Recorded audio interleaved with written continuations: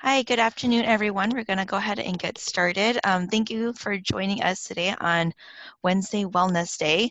My name is Faustine Chan. I'm the Business Innovation Manager for BBB, so serving the Pacific Southwest, and we've been holding these webinars daily just to give our businesses and our business community just useful tools during this time.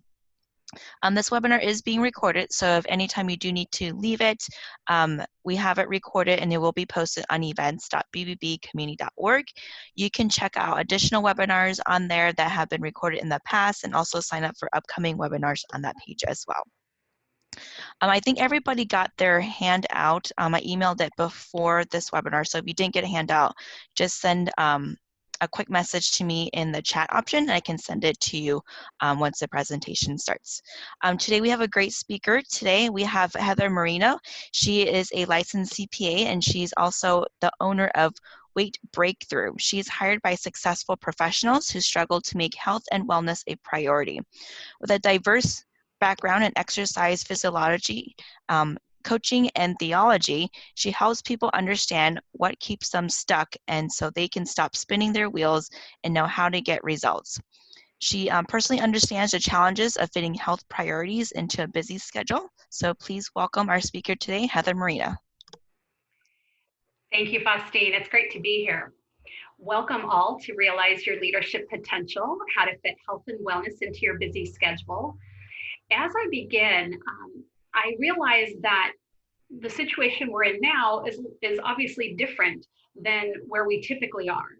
And so while you might answer these questions a little bit differently, if you're in an office and doing your day-to-day, these are no less important in today's world than they were 2 months ago. So I want you to think about how often, say recently in the last month, have you skipped a workout or lunch, or maybe shorted sleep or sacrificed family time for the sake of work? What about in the last week? The thing is, in the life of a professional, work takes priority, and in health and wellness often takes a back seat, or it doesn't get a seat at all. But we know that for real long-term success, making time for healthy habits is a non-negotiable. But the question then really is, how do you fit it all in? So can you relate to this? I love this cartoon. We're having a big meeting tomorrow to kick off our employee wellness campaign. Who's in charge of bringing the soda and donuts? Right? Because most of the time we know what to do and what not to do when it comes to our health. But today is about understanding why we don't follow through. Or worse yet, why do we do the exact opposite of what we know is best? Here's what we'll cover today. First of all, the boldest move that you can make to reach any goal. We're talking wellness, but this really extends beyond that. You're also going to learn how to shift your mindset to make healthy habits really stick. And then we're going to talk about 5 strategies that will help you integrate healthy habits into your day-to-day life so that you can achieve the results that matter the most to you. Now, accompanying this webinar is a handout. There's 2 pages, and you'll want to use it to make notes and then to implement the material right away. I recommend having it on hand so that you really get the most benefit of this hour that you're investing of your time. And the way that we're going to go work together is I'm going to go through the webinar. I'm going to ask you some questions, and I'd love for you to answer in the chat box. I'd like for us to have some interaction that way. If you're having any technical difficulties during this webinar, please put something into the Q&A box, and Faustine will make sure that she connects with you and sees if that can be addressed. And then at the end, we will have a little bit of time for Q&A. Now, I know there is a lot to learn about health and wellness, and particularly follow through. And so what I want to do is make sure that we stay connected and that I can support you beyond today. And so to start, I have a really great 10 hacks tool that I'd like to get into your hands. And you can get that by simply going to weightbreakthrough.com/10 hacks, and you'll get it right away. You'll also stay in the loop with any upcoming resources and tools that I'm always sending out. And I recommend you do it now, because at the end, I'm going to do a drawing just from the people who sign up for this. And the drawing is for a Kindle version of the book Essentialism, The Disciplined Pursuit of Less. I will tell you, I've used it in my personal and my professional life, and in my role as mayor of my hometown here with my council colleagues and department heads. Hands down, it is my favorite book in the last 3 years. So make sure if you'd like to be in that drawing, you go ahead and sign up for this. Also know that every time I present, there's a handful of people who would like additional help. And I'll let you know how to get a complimentary consultation after this if you want to continue the conversation. But my goal is that you take from this webinar good tools, things that you can use right away, and new perspectives. All right, I would love to hear from you now. Why is this topic important to you? Go ahead and put it in the chat box. Why are you here? Why are you investing this time this afternoon? I'll tell you that I've put this together based upon my own experience. Personally, my experience with clients. So I've really built this around real people. Let's see, Kimberly says, leading a more sedentary lifestyle working from home is concerning. Absolutely, I think a lot of us are experiencing that now. So maybe we've been sedentary before, but now it's even more so. Anyone else willing to share? Why is this particularly important for you?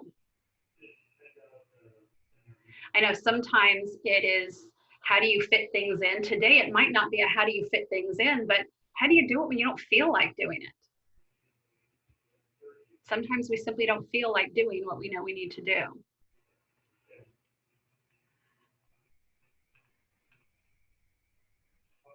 Somebody recommended connecting with me. Awesome, thank you, Katie. Now that more than ever, I feel I need to be healthy for my family, right? I really think there is nothing more important right now than our health. Nothing more important. And we see that not just, globally and nationally, but in our own families and in our own personal lives. So yeah, absolutely. I feel like I can't get into a routine to be healthy. Yeah, getting into that routine can be challenging. Gyms are closed, right? What are you doing? If your typical routine is thrown off because of sheltering at home and businesses are closed, what are you doing? How do you fit it in while working from home and taking care of kids? Yeah. These are all kinds of things that you will be able to apply this material to. So let's get started on that. But first I want you to know a little bit about me. And I know this is going to be hard to believe, but I'm not a health fanatic. Okay, this is my profession. It doesn't come naturally. So between running my business, serving as mayor, and just living life, quite frankly, I'm pulled in a lot of different directions, just like you are. And if I am not paying attention, it's easy to make poor food choices, to ignore my needs, and generally not take great care of myself. And the thing is, I have found a way to deal with these challenges so they're not the drivers of my life, and they don't sidetrack me from my health and well-being.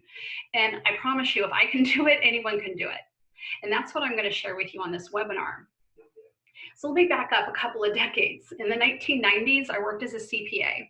And I left the firm in 1996 to launch a small business as a personal trainer. And I was and still am super passionate about helping people to have health and energy and vitality to really thrive.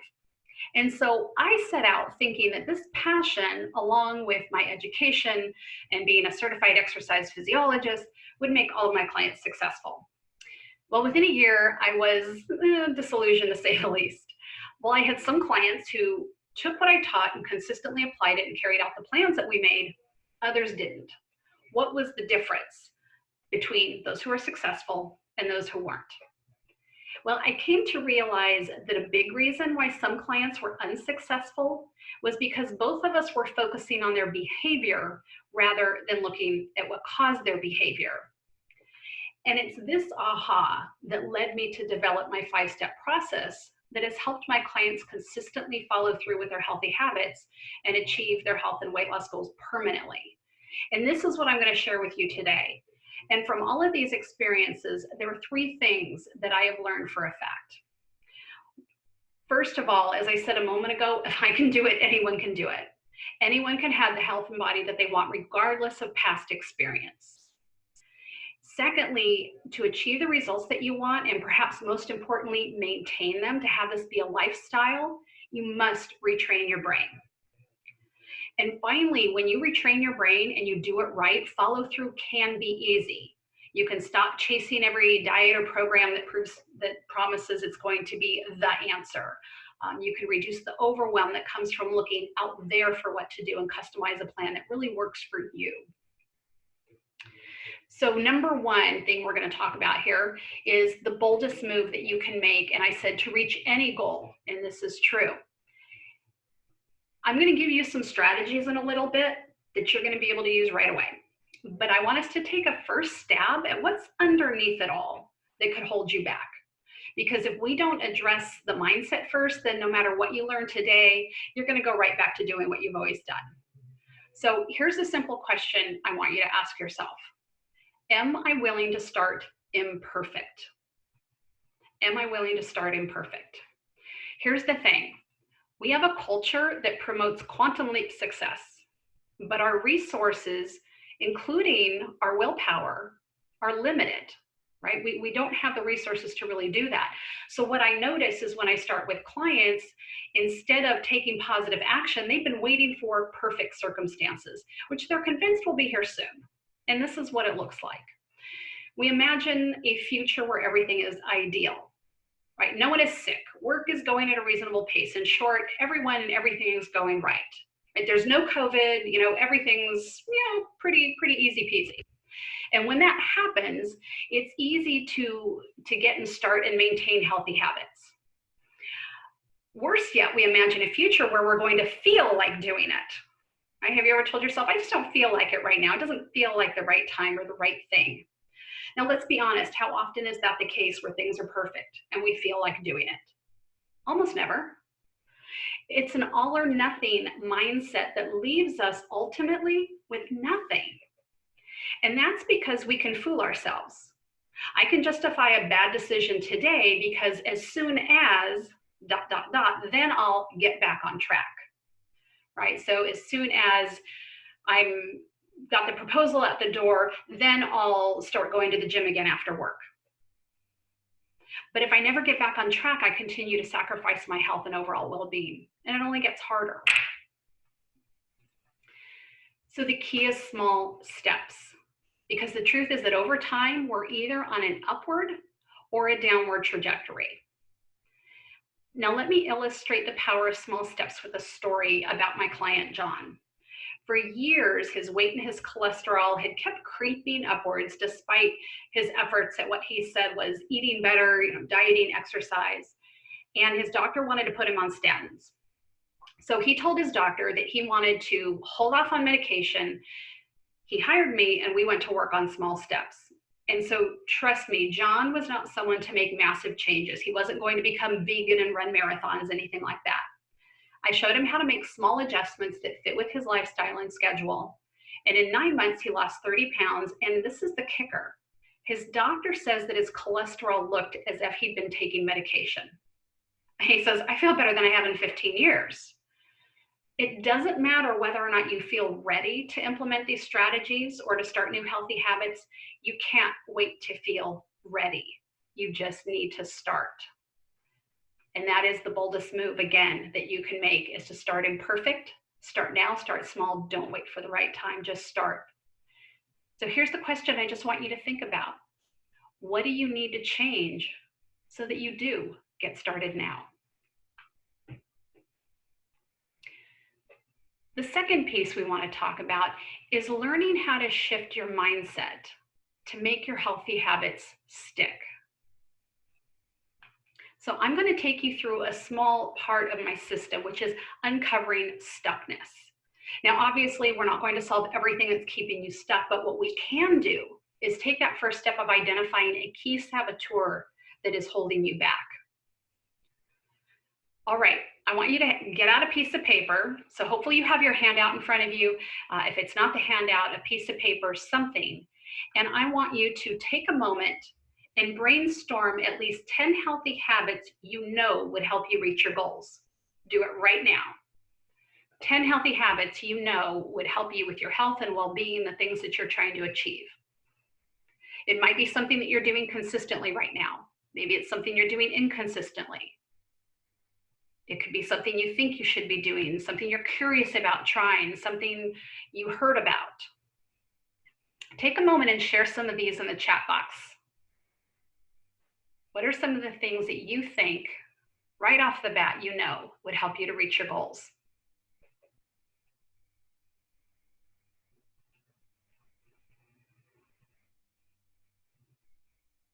I'm looking back at one of the previous answers.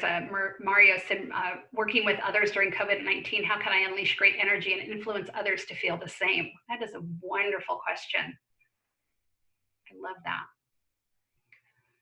What are some of the things that you could be doing right now that you know would help you reach your health goals? It may be that you're writing and so you're not able to chat. That's okay. But if you're able to share some of those, would love to know what those are. Undoubtedly, some of them, drinking more water, not grazing while working from home all day. Oh, Katie, that's a big one. Yeah, the snacking. Anybody do eating, like snacking after dinner, wine and popcorn in front of the TV? That can be a big one. Maybe it's exercise. What are some of the things you know you could be doing? Taking a walk instead of a nap. Yes. Lots of things. Remove the M&Ms from my office, right? Or just not eat the M&Ms. But if you're the only one in the office, yeah, might as well remove them, huh? Here's what I want you to do now. No soda, too. Here's what I want you to do now. Circle the ones that you've implemented in the past week.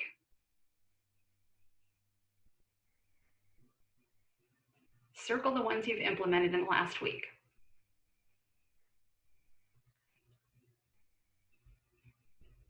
So what have you learned from this exercise? If you're like most people that I speak with, you know what to do. Why do you think, though, that you're not doing it, at least not consistently? Because the thing is, there's no shortage of information. So knowing isn't going to fix the problem. If information was the thing that we needed, everybody would be fit and healthy. For that matter, we'd all be wealthy and have perfect relationships to boot, right? Life would be perfect.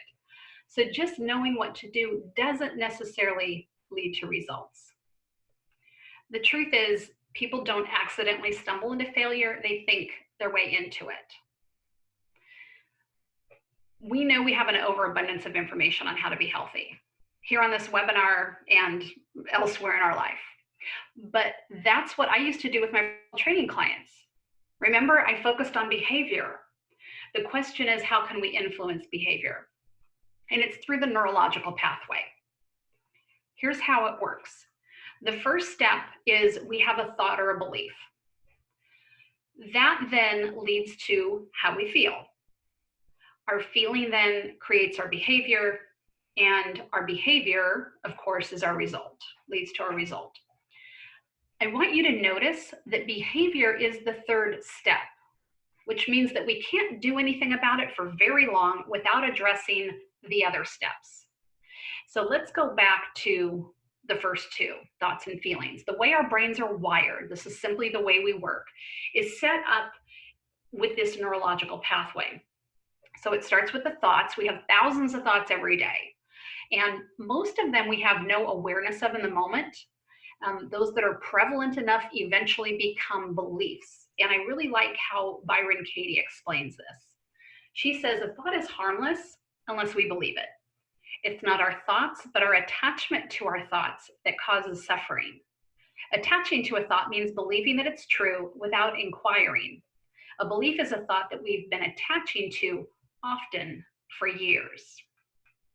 Very powerful. Now, the second step in the pathway is our feelings. Our thoughts lead to how we feel. Whenever you have a feeling, like whatever you're feeling in any given moment, you can trace it back to what you're thinking. Our tendency is to want to believe that our feelings just come over us and we have no control over them. And yes, it can feel that way, but really think about it. How you feel is based on what you're thinking. If you're sad, it's because you're thinking sad thoughts. It's the same with anger, shame, happiness. All of those feelings can be traced back to your thoughts. Now, sometimes We're feeling a certain way based on our thoughts, and we feel a certain way, and then we start thinking about that thought, and that can be its own feedback loop. You've probably experienced that.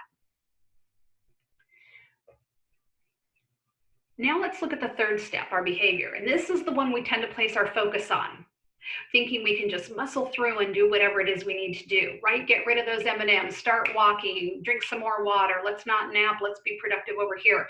We know what we need to be doing, but if we try to muscle through, we're trying to control the third step in the pathway without taking the first two into consideration.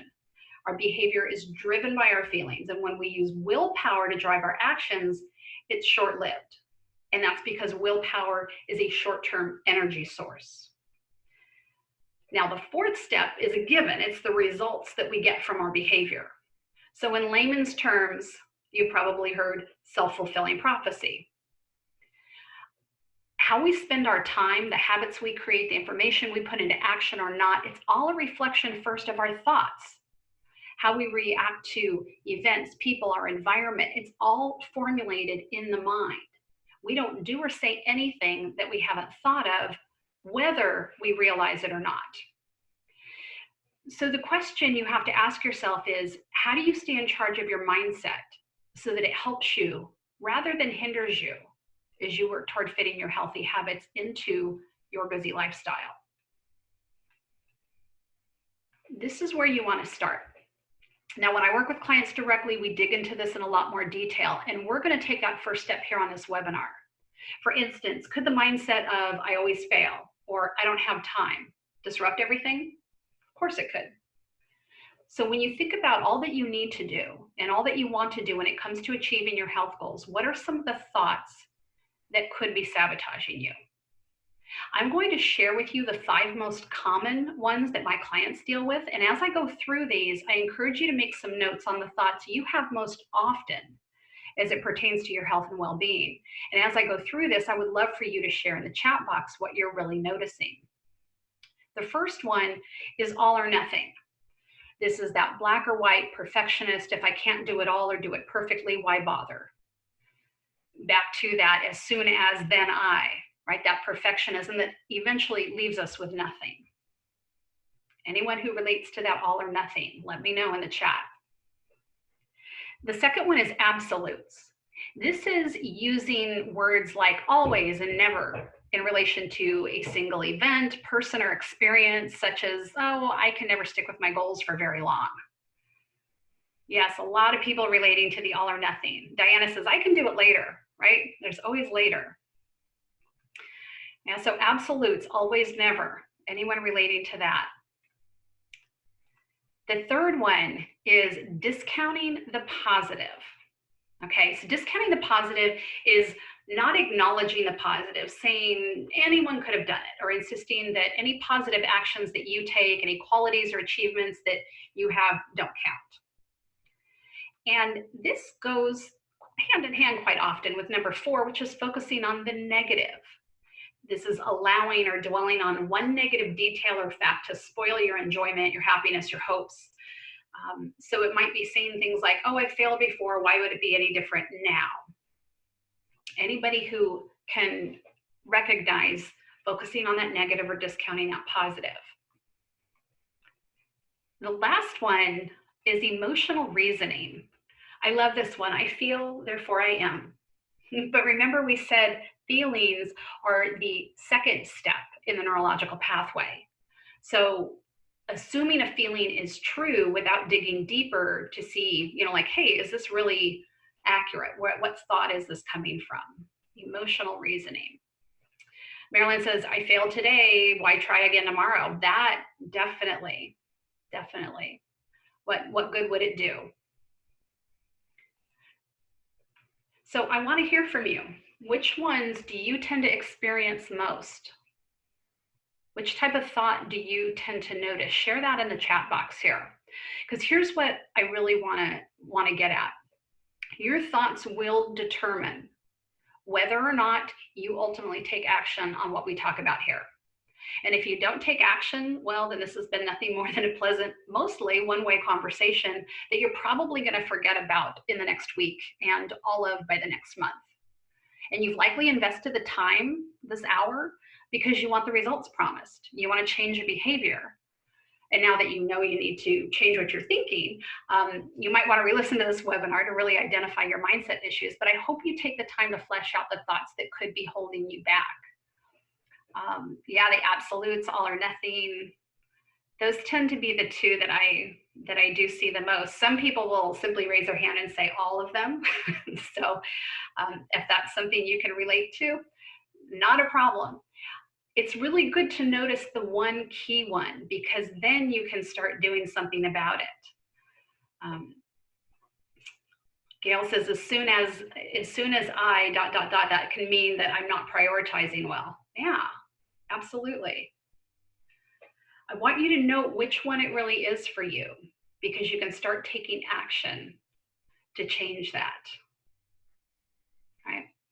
And the question then really is, how do you flip the script? How can you change it to have your mindset start working for you?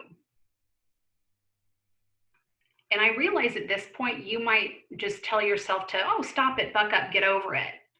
But the truth is, the mindset may have been with you for a while, and it takes focus and energy to work through it. And the mindset issues themselves can be self-perpetuating, and they feed upon one another. So you simply noticing is the first step. So I want to share with you a brief case study. This is Teresa. She sat through a seminar like this, very much like this. And what she noticed was a lot of all or nothing and always never types of thinking. You might be able to relate to her. So she rarely exercised, believing she could never stick with it for long. You notice that, oh, can't stick with it, why bother? She was losing some weight, she was counting points, but she feared that when she stopped, she'd put it all back on. And why? Because it had happened before. She'd say to herself, I've never been able to do it before, so why would anything change? So when she hired me, she'd taken that first critical step of noticing. And together we worked to shift her mindset and develop strategies to prevent that attitude from derailing her so that she could stay consistent with healthy habits. And so now when stressful situations arise for her, whether it's at work or at home, that would typically lead to giving up, very much that nothing from the all or nothing response, she notices it right away and she refocuses and she stays on track. So what she's doing now is exercising regularly. She loves it, feels so much stronger. She doesn't count points or calories. She's lost and kept off 20 pounds for close to 2 years. And the biggest aha for her was being able to stick with those new habits, even in the midst of some pretty serious challenges at her household and at work. And through it all, she's maintained her results. And most importantly, similar to John, she says, I feel better than I felt in years.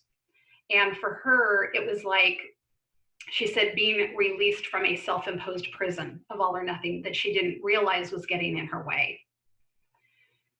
So now that you've taken that first critical step of noticing your key sabotaging thought, let's go ahead and move on to the 5 strategies. One of the things that I do with my clients is we simplify, because truly, who has time for a total overhaul? If you do, let me know. That would be fun, but most of us don't. I'll cover some simple strategies that you can put into action. These are the ones that pop up most frequently, that people can use most often. Now, some of these may not apply to you.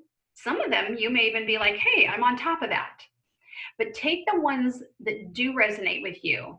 And as I'm teaching these strategies, I want you to notice what you need to do so that you'll put them into action. Notice the second handout that you have is an action brainstorming worksheet. So I've included that for you to use at this time.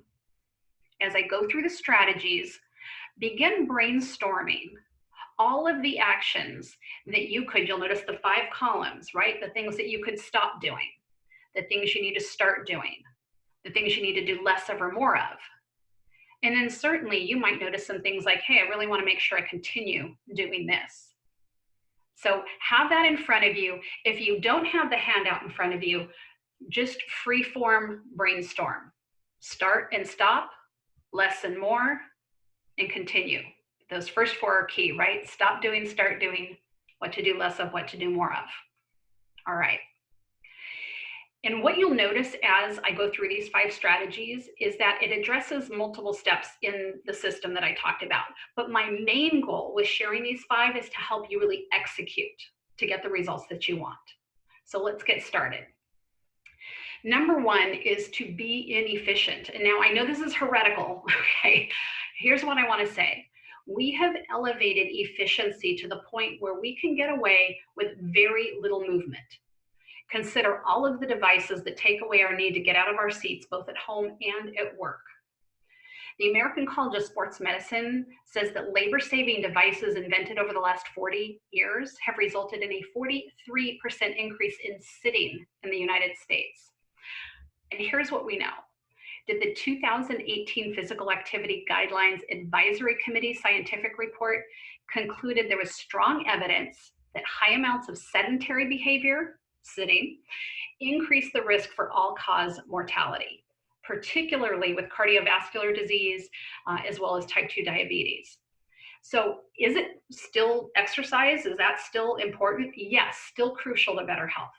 But the research shows that even if we're exercising, being sedentary, like if we have an office job or when we do a lot of driving, that still negatively impacts us outside of whether or not we exercise. So we need both. Back to my tip on being inefficient. Look for opportunities to move more. For example, do you ever try to bring multiple shopping bags into the house or files and boxes into the office, doing everything you can to fit it all in one trip? Okay, embarrassingly, I've done this, right? Even to the point where you have a gallon of milk hanging off your pinky finger. Make multiple trips. If you're at the office, choose the bathroom that's farthest away. Take a break every hour. Go up and down the stairs. Stretch, get some fresh air. Consider walking to a colleague's office to deliver something rather than using inter-office mail. Get a headset so that you can walk around when talking on the phone. If you sit a lot, if that's something that you do, get creative and move more. If you like to measure results, there are all sorts of devices on the market that help you do that. It's not necessary, but if you find it valuable, then certainly get that. Set a baseline, see what you're doing right now, and then look to improve that. Number 2 is to say no. Unfortunately, most of us are pretty comfortable with saying no to ourselves. So that is, we will sacrifice self-care for what needs to get done at work.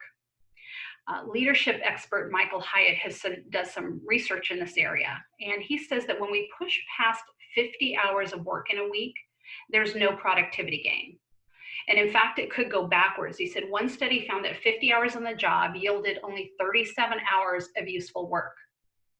Gulp, really? Push that up to 55 hours and it drops to 30 productive hours. So there's an inverse relationship between how much you work and how productive you are. The bottom line really is you're not a robot. You need, you're a person who needs rest in order for you to be at your best.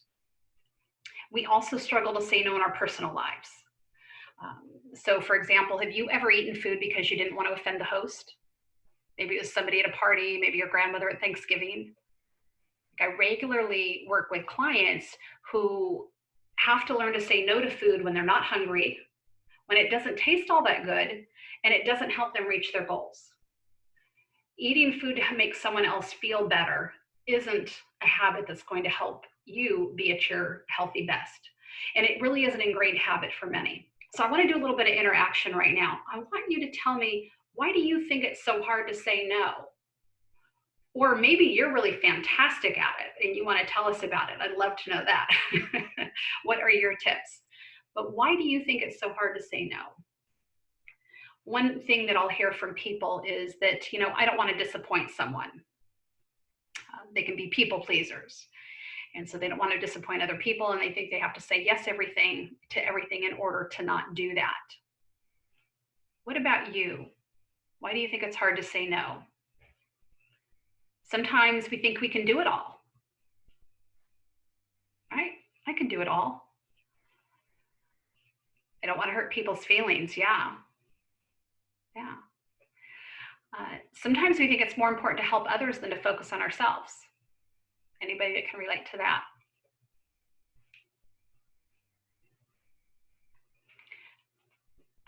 Yes. Here's one too.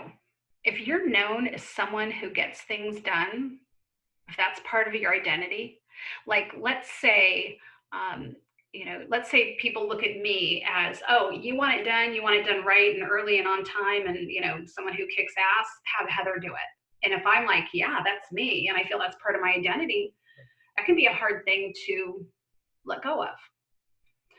Diana says it's easier to just do it and avoid drama. Yeah. What else? Why is it hard to say no?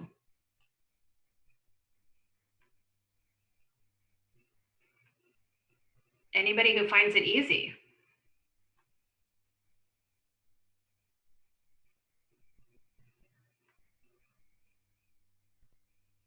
I'll tell you that what I've come to understand is that when we have a choice to make, it is always between two good things, right? You're never given a choice of, and I'm going to make this like so stupidly obvious, but hey, would you rather help out at a homeless shelter or would you rather rob a bank?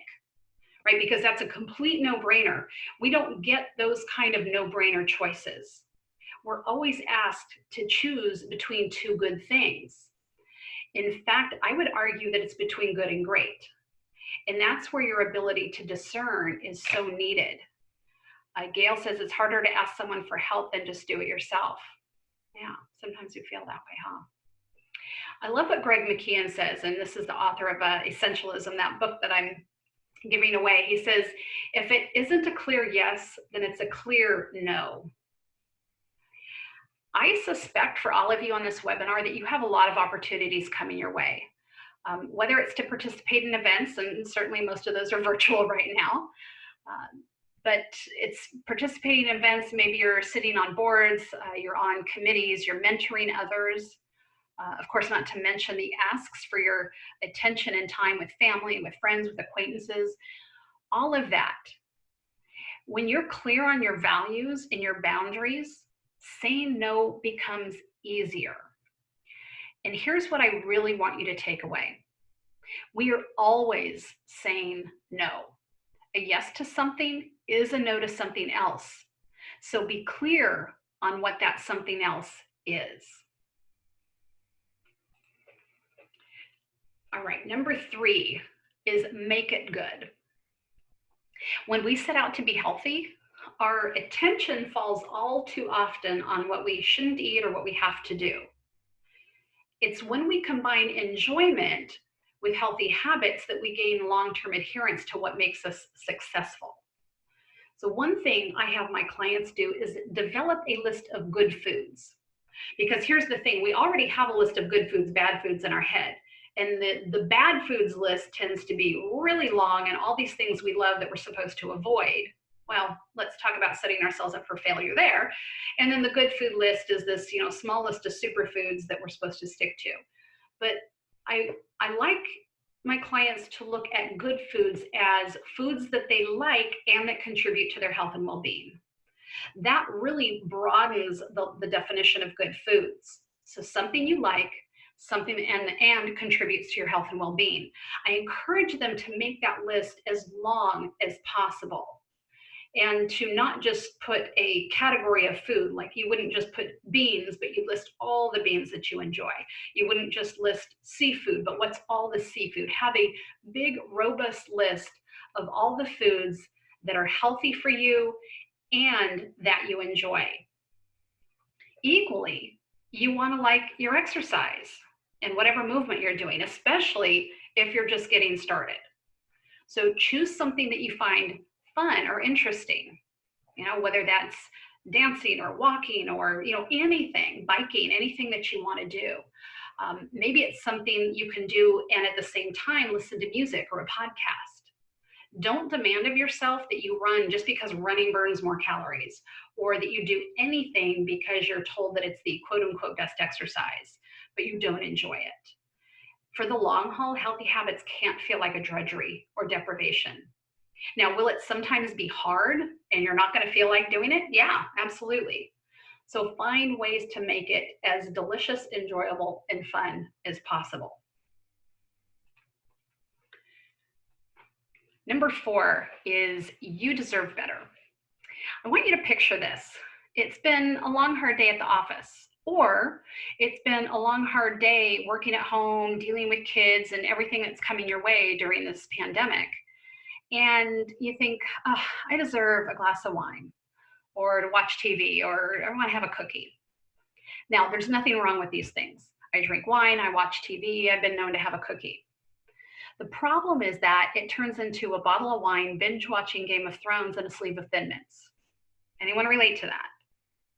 What we really deserve is so much more than what we settle for. I really want you to share with me here, how could you treat yourself really well? What would it look like for you to treat yourself well? Think about, what do you really need to take care of yourself? What have you always wanted to do but never get around to? I will often have folks who say, I'd really like to start meditating or stretching or doing some yoga, but I just, never have time for it. Think about ways that you could take care of yourself that are truly self-care and not just numbing out at the end of a long day. What do you think it's important to you to spend your time on? What does recovery time, downtime look like if you're living in integrity with your values? Right? Facebook only goes so far. I have Facebook groups, I'm on Facebook, I get it, we all are. But too much of that, or too much of the wine or the food, and it's just this way to, hey, I just don't want to think about it. Again, I want to say we deserve so much more than that. Anybody willing to share how you might like to look at treating yourself now? What would that look like for you? I'll tell you, for me, it looks like getting some really special teas from a company called Harney & Sons that I love. And they have some delicious tea, so enjoying tea. It might be calling a friend. For me at night especially, it's certainly stretching because that goes a long way. That goes a long way on my body, I'll say. Anyone willing to share? Yoga after work. Yes. Gail says, I miss yoga. Many classes available where I live. I've been intending to do it at home and collected some DVDs, but have not made it a priority. Yeah, yoga seems to be a big one. I don't know why. Wherever I talk, that just seems to be one that comes up a lot. There's a book I read several years ago, and the author talks about being on social media and how easy it is to have, an hour or two go by, and we kind of make that excuse that, hey, well, we're kind of connecting with friends and family and seeing pictures of people. But really, that's not creating connection. Like if we're looking for, deep, abiding relationships, then connecting with people on Facebook, well, that can be a good thing. That doesn't create the kind of relationships that we want. So we need to really pay attention to what it is that we want, and is what we're doing actually getting us that.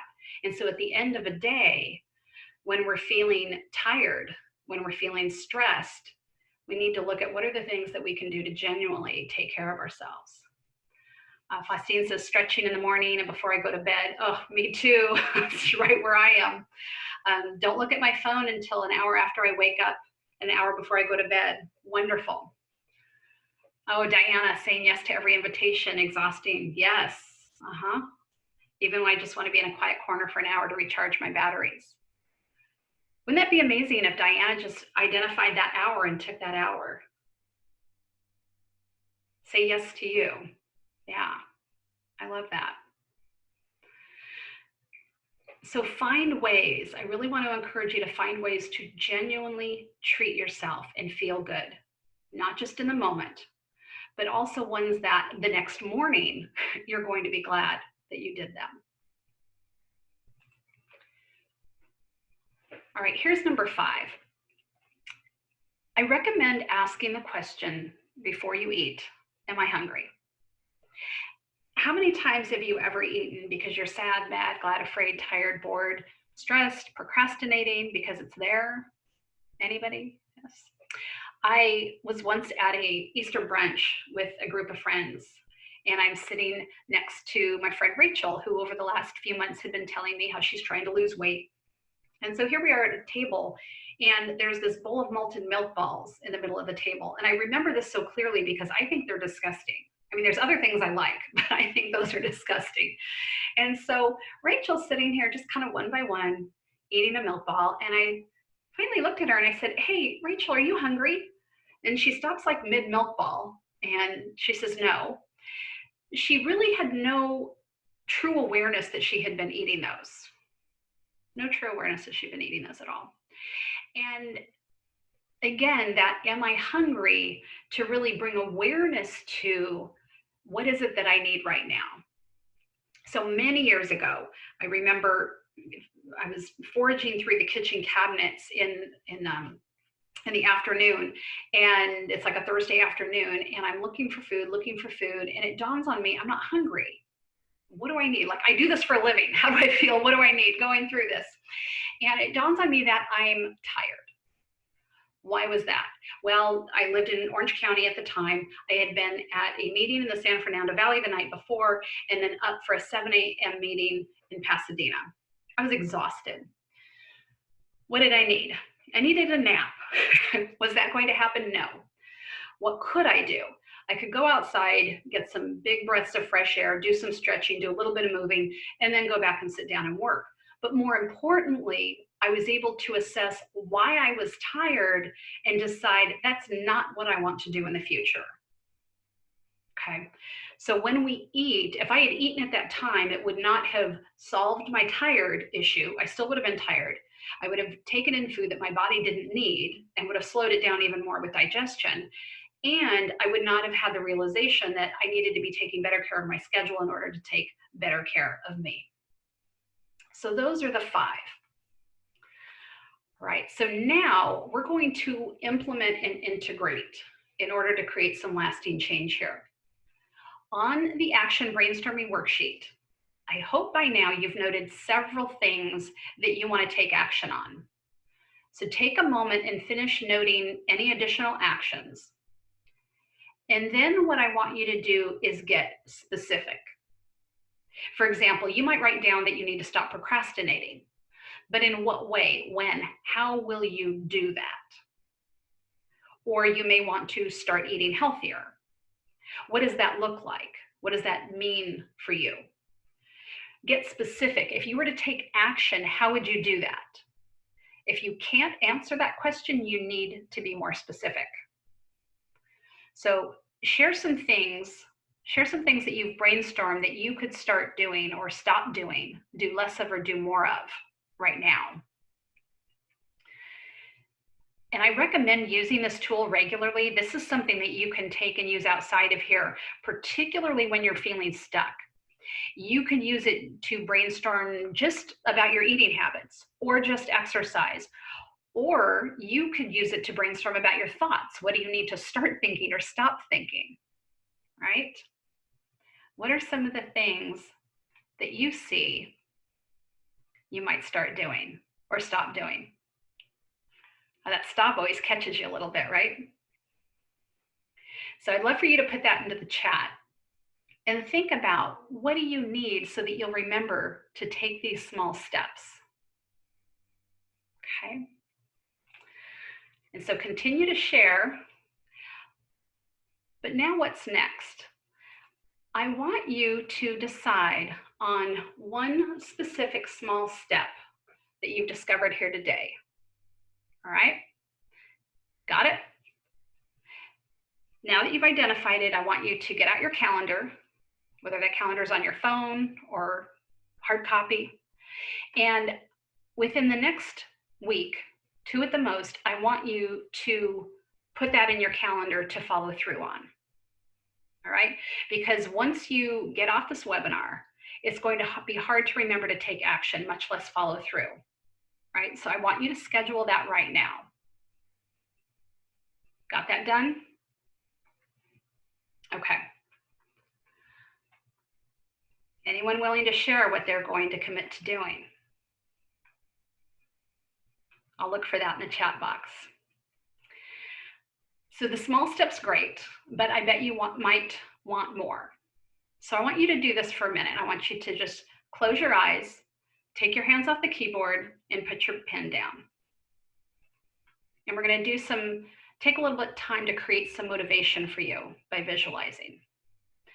I want you to imagine what it would be like to feel energized and healthy every day, having more energy to devote to the things that you want to do, and to get that feeling of energy and health because you're doing the things that you need to do to take care of yourself, rather than resisting what it takes or forcing yourself to follow through. You're exercising, you're eating foods that are good for you. You're not stressing out over calories or jumping into a fad diet or judging yourself because you missed a workout. It becomes part of a lifestyle that supports you, and it supports your bottom line, and it supports your family. Okay, I want you to open your eyes. Now, what's going to get in the way of that vision? Real life, your inbox, picking up the kids, that big project on your calendar. Things get in the way of this, so even with the best of intentions, we don't follow through. It's probably happened before, and I want to support you in that not happening again. You're motivated now, I certainly hope so, but how do you keep that level of focus and inspiration week after week so that you really start seeing results? At this point, you're going to want to identify something really important. And that is when you think about all that you want to do and all that you need to do in regards to your health, who do you have in your corner right now who's already accomplished what you want to accomplish and who's available to help you when you need it most? Now, you may have the support you need, but if you don't, I invite you to consider working with me. Don't do it alone. Now, this isn't for everyone, but if you're seriously frustrated because you've tried again and again to commit to your health goals, but you keep falling short, then let's simply have a conversation and get clear about what's going on to take things, make them change for good. So what I'm offering today is a complimentary breakthrough call. And this is where I simply explore the possibility of working together further. It's a great option for you if you're ready to make it a priority. Maybe you've committed to change, but you have a hard time sticking with it, or you're ready for a higher level of support. These calls are complimentary, but they're limited in number and really intended for folks who are really committed to getting unstuck and creating the healthy lifestyle that they want in the next 6 to 12 months. And they're willing to invest in yourself and willing to work. So if that sounds like you, on this call, I'll walk you through a process to create a sense of clarity about what you want, why you want it, what's really possible for your health and body, and then uncover what's sabotaging your efforts and stopping you from achieving your health and wellness goals. And then we'll decide how to work together further to help you maximize those opportunities. So I take this time with you personally because working together is an investment, and I want us to be 100% confident that I'm the right fit for you. So how do you get this focus time just for you? Simply go to talkwithheather.com. It's a scheduling page, pick your time and date, and you're done. It's one less thing to think about and puts you first in line. And you might be thinking, oh, that sounds interesting. I'll make a note and I'll check it out later. I am going to give you an incentive to schedule now so that all of your good intention doesn't get lost in the shuffle. So if you schedule your call in the next 30 minutes, you'll receive a gift. You'll get 2 things: a digital copy of this training, so you can review it whenever you like, and a complete copy of my Overcoming Perfectionism workbook to identify the excuses that prevent you from taking action and put together a plan to overcome them. Okay, so now it's time for us to do that prize drawing. All right, remember I mentioned that at the very beginning. So this is time for free stuff. This is where I'm going to give out the Essentialism book. I'm going to give it another minute or two. If you haven't entered to win yet, go ahead and go to weightbreakthrough.com/10hacks. And in just a minute or two, I will do the drawing. In the meantime, I'm curious if we've got any questions about what we talked about today.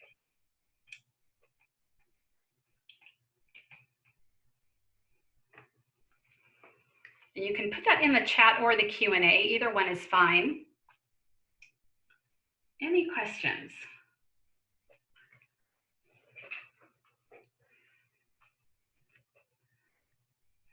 This is where I wish I could hum the Jeopardy theme song.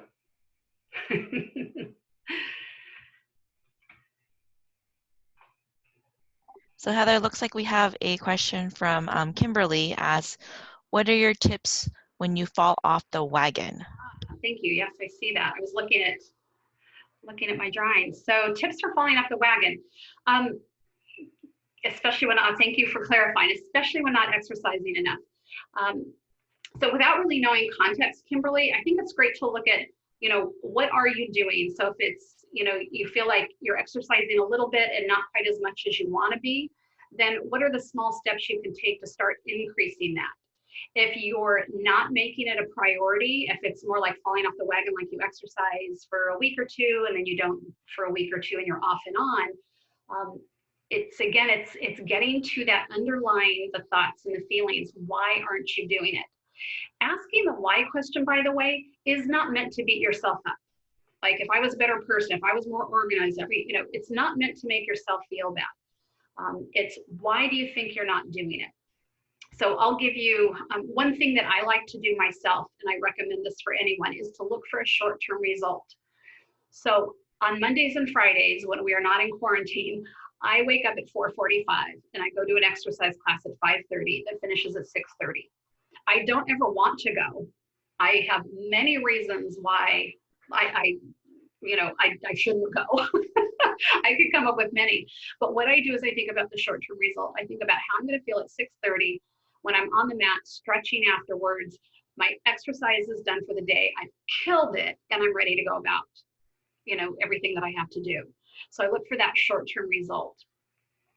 So Kimberly, I don't know if that's helpful, but I think it's looking at what's getting in the way and how do you change that. If it's the not feeling like it, that's something you really got to work with.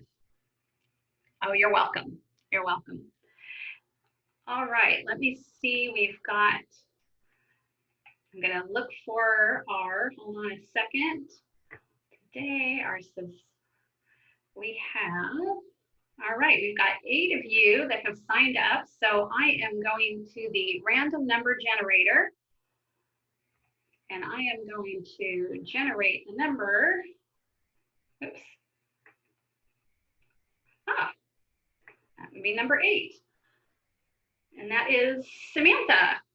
Yay, Samantha, you have won Essentialism. So I will reach out to you via email and make sure this is the right email to use for you when sending you that Kindle book. And awesome, I know we still have, I think, 2 minutes if there's any more questions. Usually when we start thinking about, you're welcome, Samantha. Usually when we start thinking about questions, kind of like Kimberly did, so much of it is mental.